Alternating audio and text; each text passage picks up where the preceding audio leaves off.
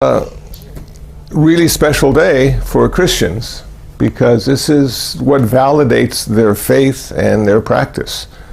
When Jesus died, he arose today from the grave, never to be seen again.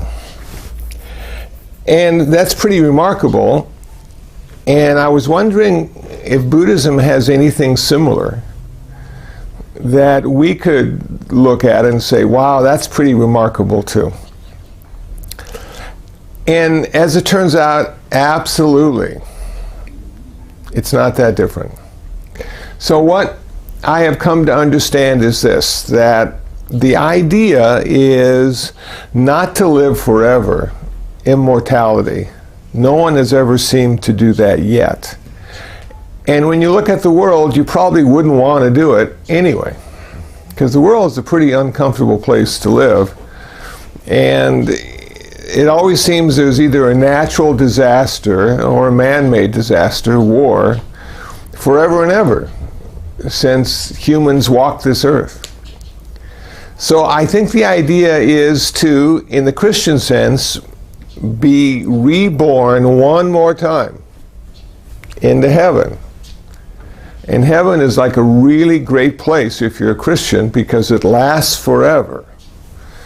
And you get to see all your old family and friends.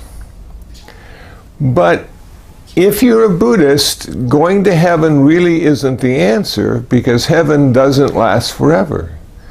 It just lasts a really long time. And then the karma that puts you in heaven wears out and you have to leave. And I can't think of anything worse than having to leave heaven. So we have to come up with something else, something that works better for a Buddhist, something that's forever. So what did the Buddha do? Well, number one, the Buddha said life is ultimately unsatisfactory. We have a lot of craving and desire. We have attachment and aversion. We always want things to be better than they seem to be now. And we're always disappointed because they're not. And then he said, I discovered something that will allow us never have to suffer again. And what I've discovered I call nirvana, the end of suffering. And I teach the path to the end of suffering, the Noble Eightfold Path. Right view, right intention, right speech, right action, right livelihood, right effort, right mindfulness, and right concentration. Those 8 path factors will allow you to achieve the goal of nirvana. Now, I'm thinking, why is nirvana so cool? Why would everybody want to achieve nirvana? Because when you hear it the first time, there's some really good things and then there's some not really good things. Like the really good thing is you'll never have to suffer again. And the not so good thing is like you'll never be reborn again. You'll never exist again in the traditional sense of birth, existence, and death. And that's sort of a hard sell for most people, because most people, even though existence is unsatisfactory and filled with suffering and discontent, they prefer that over not existing. Because there's something about the ego that says, I have to exist. I have to be in charge of your life. So I'm looking at nirvana and I'm thinking, okay, does it just like happen at once, or is it gradual? Could it happen in this lifetime, or do I have to continue to practice for 10,000 lifetimes for nirvana to occur? And then I read that nirvana is always there. It's not that we go to nirvana. It's not that we get nirvana. It's that we realize we have always been there. So that realization is blocked by greed, hatred, and delusion. And we can't see the true nature of our existence until we get rid of those roadblocks. So I'm thinking, okay, how many levels of nirvana are there? Is there just one, or are there a couple? And actually, it turns out there are 4 levels of nirvana. There's the stream enterer, the once returner, the non-returner, and the person that achieves nirvana, the arahant, someone who has realized their full perfection in this very lifetime. So I'm going to speak a little bit about the first level of nirvana, and I'm going to encourage all of us to get there before we die. That means we only have 7 more lifetimes to go until we too will realize our nirvana. There are 3 characteristics in being a stream enterer. They are realizing, number 1, that self is a process. It doesn't stand independently. It's not unconditional. Self, personality, ego is there because we have had this wonderful human birth. And we're the only animal that has the kind of ego that we do, the Homo sapien ego. Now, there's a book that I am currently reading called Sapiens. It's the history of humankind from beginning to now. Everything in only 400 pages. And it said in the book that about 70,000 years ago, our ego arose, the personality. Now, I don't know how they figured out 70,000 years, but they did. They don't say how it happened, but they do say, up until 70,000 years ago, we were just one of the many animals walking the earth. Nothing spectacular. We were somewhere in the middle of the food chain. We didn't do very much other than survive, and we didn't do that very well either. And then we became self-aware. We could now be separate from our environment and use that to manipulate the environment to our benefit. 70,000 years ago. And the reason the Neanderthals were left behind and died out and the Homo sapiens continued to live is because we were able to create groups through language and fantasy. We could create scenarios that didn't exist yet, and we could prepare for those scenarios. And then when the scenarios came, we could work in unison as a group. The Neanderthals were individuals. They didn't like groups. And if you had one Homo sapien go against one Neanderthal, the Neanderthal would always win. But the Homo sapiens never went one-on-one. It was always a group against one. They say in this book that one of the things that allowed us to grow so quickly with our language is that we involved ourselves in gossip and idle chatter. That created a strong mind and good stories. And it's all about the stories. And that's what I'm sharing with you today, the story. So, the stream enterer looks at self and says, it is a process. It isn't really who or what I am. It doesn't stand independently. It is not unconditional. Therefore, I am interconnected and interdependent and do not stand alone. And the illusion of self is broken. So that self-illusion is seen through at that first level of stream enterer. Okay. Second, rites and rituals. There are a lot of rites and rituals happening today in honor of Easter. And the stream enterer, the person that reaches that first stage of nirvana, says they are ineffective. They really don't do anything other than give us something to do. They don't petition the gods. They don't make the grass grow any faster. They don't allow us to accumulate vegetables and fruits any better than if we didn't do rites and rituals. There are no beings that we can communicate with using rites and rituals that would make our life better and reduce our suffering. So the stream enterer looks at rites and rituals and realizes they will not allow them to gain nirvana any faster. That it may be useful in the sense of creating community and having something to do, but it will not affect your liberation or salvation.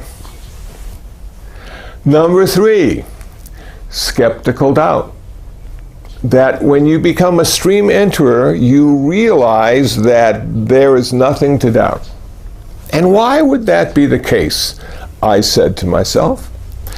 Well, in the Kalama Sutta, the Buddha said, don't believe it just because I say it. Don't believe it because the elders have said it. Don't believe it because it's tradition. Don't believe it blah, blah, blah, blah, blah, blah. But believe it because you have tested it to be true and have found that in your test it is true to you. It is undeniable. That allows us to take one step further than faith. Faith is taking a step saying it might work. Confidence is taking a step and saying it does work. And what skeptical doubt forces us to do is be always in faith and not in confidence. So the stream enterer steps out of the faith, finds the confidence necessary to continue the path, and the path will self-validate. The path will make itself known to you, and it will become true to you. And if it doesn't, if the path is not true to you, then you need a different path. Not everybody needs to be a Buddhist. The only people that need to be a Buddhist are the people that are suffering. So, we have the first level, stream enterer. We have the second level, once returner. We have the third level, non-returner. We have the fourth level, arahant, one who is someone who has achieved their full perfection. So, what is this thing that is reborn? Because in Christianity and Hinduism, there's something called the soul.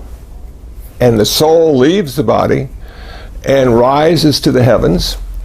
And in Christ's case, the body rose to the heavens as well. But for a Buddhist, we look at the soul as being problematic. The Buddha said the problem with the soul is that, number one, if it's eternal, we're talking about eternalism. And we have infinite rebirths ahead of us. So what does it matter if we kill and rape and steal in this lifetime, because we'll have all the other lifetimes to make up for our indiscretions in this lifetime? Number one, eternalism, soul. Philosophically, it's problematic. Number two, nihilism. There is no soul. And when I die, I feed the trees. Or I'm cremated and I feed the fish. So, what does it matter what I do in this lifetime? If there is no soul, then there's no retribution, there's no penalty, there's no consequence, and I can do anything I want, and then I just get to feed the trees, whether I'm good or bad. So the Buddha said, somewhere in between lies the truth. It's not eternalism, and it's not nihilism. You may have a soul, he said, but it's not who you are. And the big question, I think, for most Westerners is, who am I? And they work hard their whole life to figure out who they are, and they never quite get it, and then they die. So the idea is, maybe we don't really need to know who we are, because we are simply a process that's ever changing and becoming something else every moment. As the Buddha said, we are in a constant state of becoming something else. We never finish. Okay, So, what is reborn according to Buddhism? It is our karma. Our karma migrates lifetime to lifetime to lifetime. Are we our karma? Is karma us? Well, karma is often looked at as a way of changing energy. Taking raw energy that the universe has available to all of us, and we give it a moral value.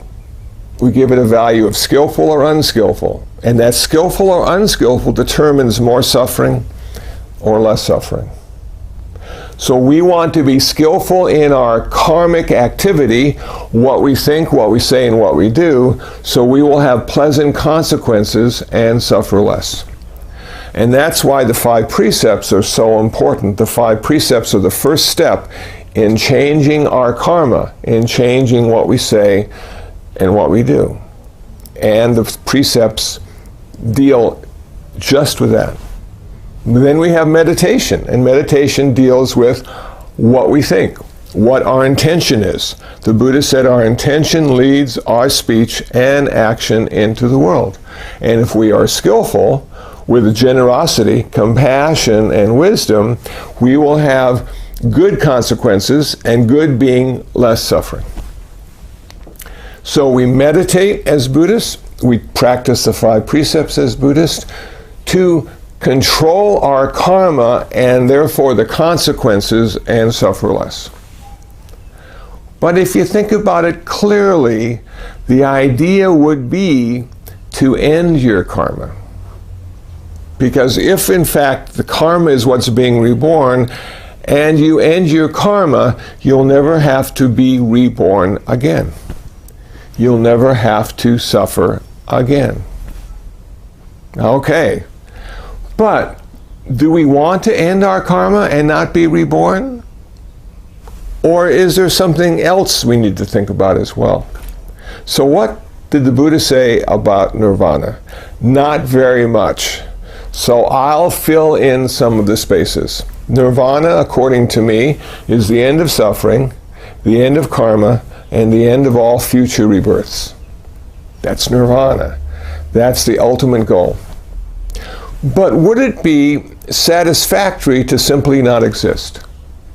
Or is there another way of existing that the Buddha discovered that no one else had?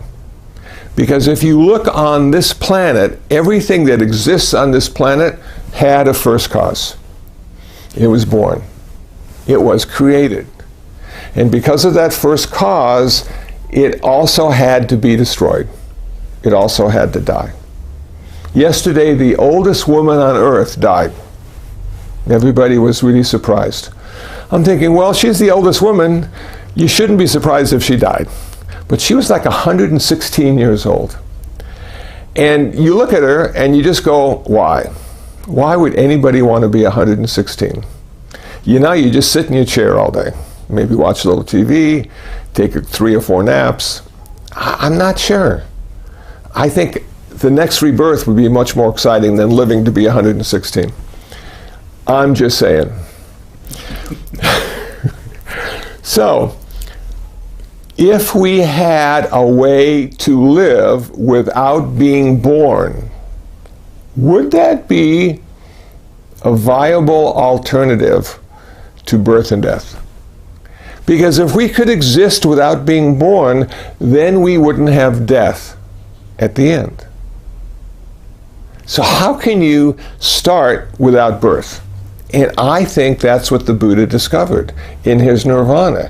When you read the description of nirvana, it starts off with being the unborn and the undying. But nirvana exists at some level, in some place. It just wasn't born. So did the Buddha discover a way to exist without being born? Is achieving nirvana, being the ultimate goal of Buddhism, a way of existing without birth, therefore without death? So all the Christians are looking forward to resurrection. All the Buddhists are looking forward to existence without birth. not in heaven, not on earth, not on Saturn, but a completely different way of existing. And I think that's what the Buddha gave us as the gift of our practice. That we practice for numerous lifetimes and finally achieve liberation in the unborn and the undying. Finally achieve liberation from suffering. So as I look at Easter, and I look at the resurrection, and I look at the joy all the Christians have of cheating death, of not having to die after they die, that the Buddhists will be celebrating next month, the Buddha's birthday, and what he gave us, the gift of nirvana, the gift of the end of suffering, and the end of all future rebirth. I'm going to stop there, because I see Nam has a question. And does anybody have any comments on what I said? Have you ever thought about it in that way before? Yeah? Okay, Stephen. I listen to your podcast a lot, so okay. I have thought about it this way.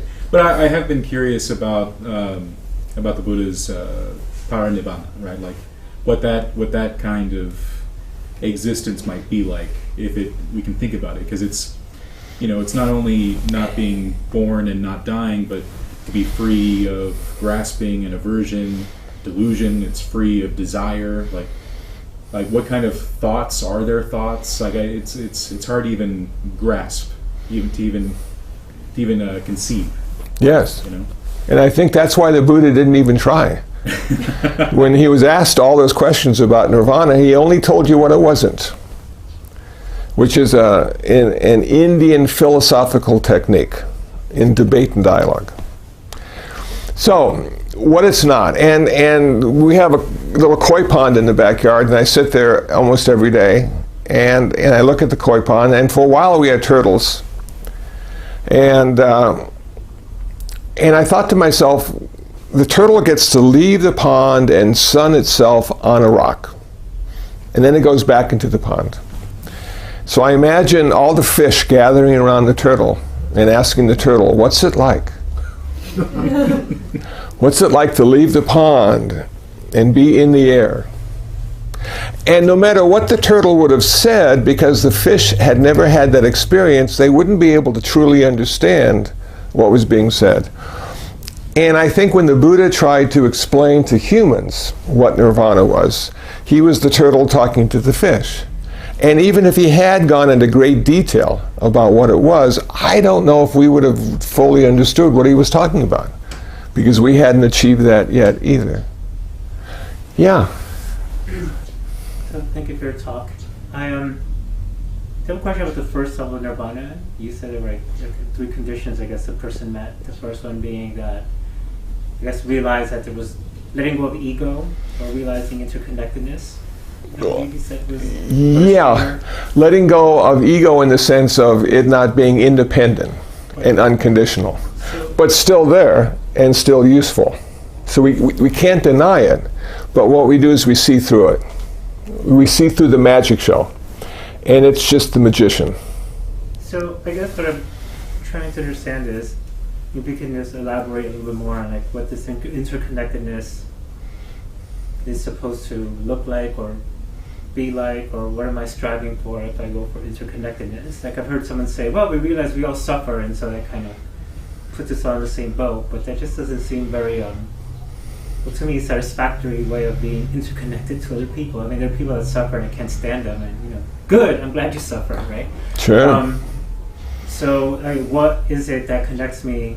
How do I look past the illusion of my ego to recognize my interconnectedness with others? Like, what am I looking for? What am I striving to feel, to do, or what will get me there, I guess? Exactly. One thing is, you will not be able to do it, because the ego is trying to get past itself. It's like the ear trying to hear itself or the nose trying to smell itself. So you can't use your ego to get past ego and have interconnectedness. If that's the case, how do you do it? Well, it seems to me what we need to do is create the conditions necessary for it to happen. Without the ego driving straight ahead and saying, I'm going to take charge and make it not happen, we need to create conditions necessary. And one of the conditions we could use is meditation. Because meditation, especially in samatha meditation, tranquility, seems to anesthetize the ego. It makes it go to sleep. Because the ego is always alert. If you look at a cat sleeping, its ears are always moving. So it's not really asleep. It has an attention thing going on. And the ego is sort of the same way. But meditation can lull it into a feeling of comfort and security. And at that point, we get the feeling, sensation of interconnectedness, but not the concept or not the idea. Because those are mental constructs and they are dualistic and they are there because we have an ego. So we have to literally go beyond the ego, creating conditions necessary for that to happen, and then experience it and not understand it. If you start to understand it, the ego will take credit for it and say, look how good I am. I am interconnected and interdependent. And of course, there's no I in that interconnection and interdependence. So it's a cat and mouse game. We have conditions in our practice that allow us to come to that place. We experience it, and then we have to let it go. If we ruminate or reflect on what we just experienced, we destroy it. It becomes the map and not the terrain. It becomes the menu and not the meal. So we want that meal, but we can't go through the menu. Is that helpful at all? Okay. Thanks for the question. That's good. Hi, Nam. Nirvana is when we talk about no more suffering, when we achieve nirvana. So nirvana is a happiness, happiness place, like in Pure Land place. I think it's even more than happiness now. And it would be ultimate peace. No happiness and no sadness, no pleasure and no pain. Ultimate peace. Most people don't want to go there. They want to stop at happiness. But if you stop at happiness, it's dualistic still. And so I think what you find in Pure Land is happiness until you achieve nirvana. And then you find the ultimate peace. But I would be happy to go to Pure Land to find nirvana. That's how I look at it. Go to the Pure Land first. I've been told that the Pure Land teaches you how to achieve nirvana. That all the things in Pure Land, the trees and the birds and the fish, all teach you how to achieve nirvana. It's always the talk of Dharma. And then the happiness turns into peace. The ultimate peace of nirvana. That's how I look at it. Thank you. Reverend Shanti, would you like to say anything about nirvana? No, I didn't reach today. I don't know anything. Okay. See, he's a wise man.